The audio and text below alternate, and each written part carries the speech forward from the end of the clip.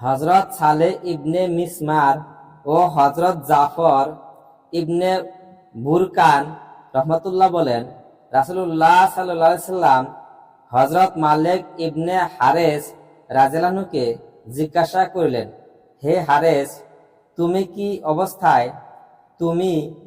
অবস্থায় আছো?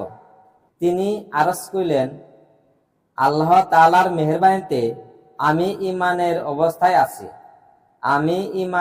অবস্থায় আছি। তিনি জিজ্ঞাসা করলেন, তুমি কি প্রকৃত মুমিন? তিনি আরজ করিলেন, আমি প্রকৃত মুমিন। রাসূলুল্লাহ সাল্লাল্লাহু আলাইহি সাল্লাম বলিলেন, চিন্তা করিয়া বলো, প্রত্যেক জিনিসের একটি হকিকত আছে। তোমার ঈমানের হকিকত কি? অর্থাৎ তুমি কিসের ভিত্তিতে এই দাবি করিতেছ যে তুমি প্রকৃত মুমিন? তিনি আরজ করিলেন, আমার কথার হকিকত এই যে আমি আমার অন্তরকে দুনিয়া হইতে সরাইয়া লইয়াছি। রাত্রি জাগরণ করি, দিনের বেলায় রোজা রাখি।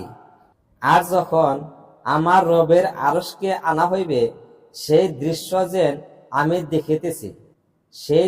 যেন আমি দেখিতেছি। বেহেশতীদের পরস্পর দেখা সাক্ষাতের দৃশ্য আমার চোখের সামনে ভাসমান থাকে। আর জাহান্নামীদের চিৎকার যেন আমি নিজ কানে শুনিতেছি। অর্থাৎ সর্বদা বেহেশত ও দোজখের কল্পনা বিদ্যমান থাকে। তিনি তাহার এই কথাবার্তা শুনিয়া বলিলেন, হারিস, এমন মুমিন যাহার অন্তর ঈমানের নূর দ্বারা